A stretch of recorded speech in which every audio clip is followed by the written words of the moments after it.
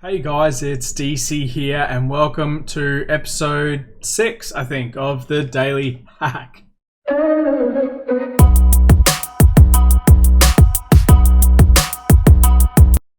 So the Daily Hack, for anyone who's new here, is a series of videos that I do pretty much every day, or at least every day that I can find some good news stories to bring up, where I read through those stories, then also go through a bunch of CTF websites, which are tryhackme.com and hackthebox.eu, to see who the current leaders are. And then at the end, I answer questions that you guys asked me in the last video. So let's head on over to the news. It's IT's sudden challenge, connecting a distributed workforce.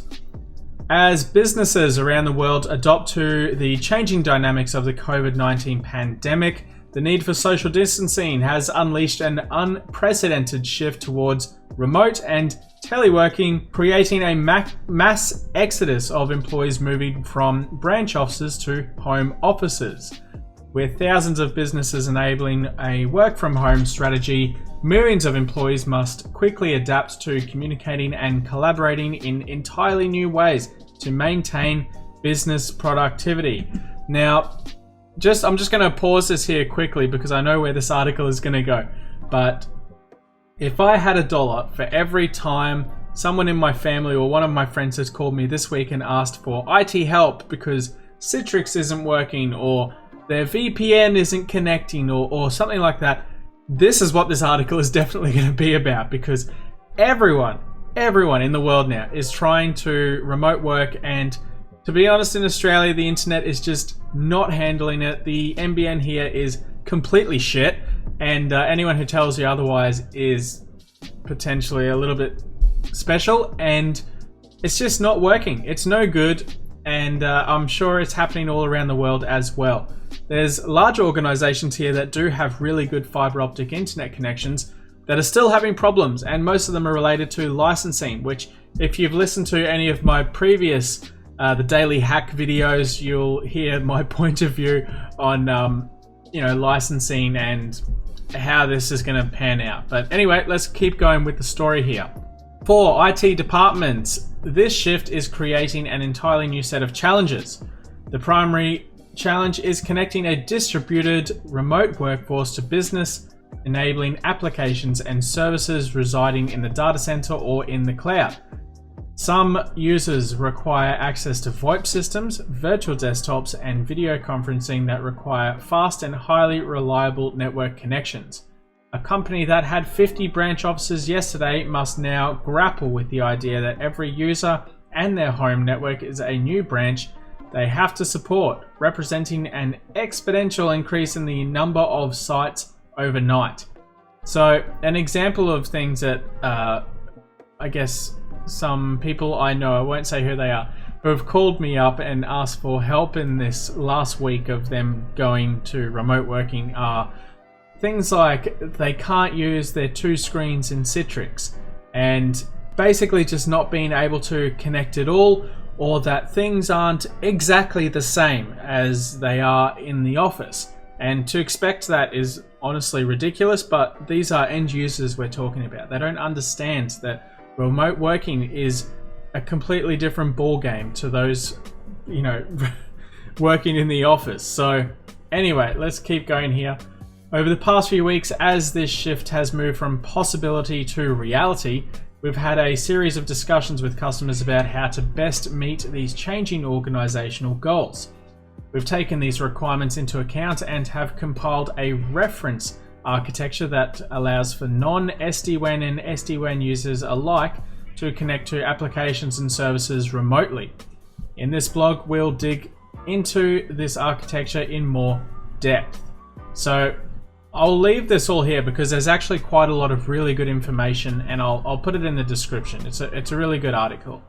But it basically goes on and says how you can support your remote workers and better connect them, and potentially a bunch of different architectures here that are going to help out with remote workers. So yeah, a really good article overall, and it's from networkworld.com. So I'll leave that in the description for everyone to check out. The next article is Techia. Malware threatens millions of Android users via Google Play. Now, honestly, I had never heard of this app before this article, but I don't really play that many games. So anyway, the ad fraud malware lurks in dozens of children's and utilities apps. Researchers have discovered a new family of auto-clicker malware that commits mobile ad fraud, lurking in 56 apps on the Google Play Store. Collectively, they have been downloaded nearly 1 million times worldwide. Pretty serious. A team from Checkpoint Software, yeah, Checkpoint, recently discovered the malware dubbed Techia, which imitates a user's actions to click displays and banners from ad agencies such as Google's AdMob app, Lovin, Facebook, and Unity to financially benefit the threat actors. Checkpoint researchers Israel Wernick, Danil Golubenko, and Avron Hazum revealed in a blog post on Tuesday. Nearly half the apps that contain the malware target children, such as puzzles and racing games, researchers said. The rest of the infected apps are utility apps such as calculators, translators, and downloaders. Google has since removed the infected offerings, which is really nice to hear. This actually only affected Android devices. So anyone on iOS, you're pretty safe, so don't stress too much. But for everyone else who potentially has these apps, maybe make sure your phone is updated and make sure your kids aren't, playing too much on the phone as well, because it's only going to affect, I guess, their mental health, and they're probably not going to get a lot done in this quarantine period if they are indeed not going to school.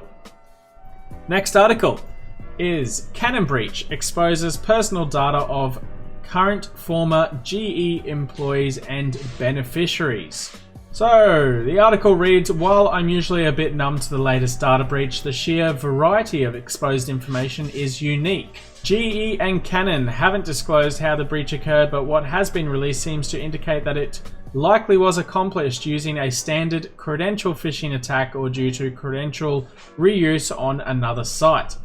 Direct deposits forms, driver's license, birth certificates, passports, marriage certificates, medical child support orders, tax withholding forms, applications for benefits such as retirement or severance were among the documents tapped between February 3rd to February 14th after an unauthorized party gained access to an email account that contained documents of certain GE employees, former employees, and beneficiaries entitled to benefits that were maintained on Canon's system, GE said in an alert. The documents were uploaded by or for those affected and may have contained social security numbers, bank account numbers, birth dates, names, addresses, lots and lots of information basically. So yeah, a pretty serious data breach, this one on Canon.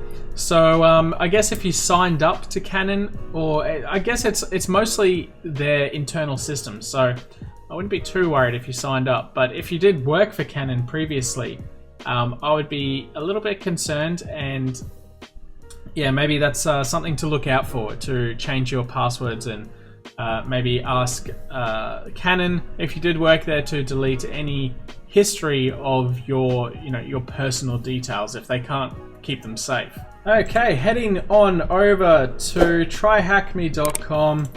The leader of this month is OreoBite from Russia. Congratulations on taking out first place. It was previously held by Icelinks, but yeah, I guess you've fallen into second place there just. So I think it's mainly because OreoBite here is in a lot of rooms. They are absolutely smashing this. And yeah, they're really not messing around. So we got OreoBite in first place, Icelinks in second place, Redder558, who's new. I haven't seen your name up here before. And fourth place, Katoto from the UK. And in fifth place is Basher. So I'm not sure what happened to HTT Deep. Mate, you got to pick up your game. You're only in seventh place. You were all the way up in first place. And it's sad to see you moving down the ladder there. I was cheering you on, man. But yeah, that's this month. Sherlock Sec is still in first place. Deskel in second place. This is for all time, and Renix in 3rd place. Over on Hack the Box, the A team is still well out in front. They're absolutely smashing it still, and yeah, it looks like the United States are absolutely killing it with the connections on Hack the Box, followed by the UK, India, France, Germany, Italy, Netherlands, and Spain. I'm surprised there's not more people from Italy jumping on this scene, as the entire country is in lockdown at the moment. But hey, you know, that's okay. Maybe you guys can get to that a little bit later and pick up your game on hackthebox.eu. Okay, so over to the comments section of the last the daily hack. So the only question I had here was from Francisco Luciadini. I think that's how you say your name. And he said, "Hello DC, which Raspberry Pi is the best for ethical hacking?" I did reply with the most recent one is pretty good. I personally use the Raspberry Pi 4, I think it is, B+. So I use one of those, as well as a Generation 1 Raspberry Pi, which is yeah, it's pretty good. They both have their own purpose, and pretty good, I guess. Yeah, it's much of a muchness, though, to be honest. Anyway, that's all we have time for today. Thanks for joining me again on the Daily Hack. If you did like this video, don't forget to subscribe. Like if you enjoyed this particular video. Comment if you have any questions for the next Daily Hack, which should be coming out tomorrow. And yeah, I'll see you in the next video, guys. Catch you later.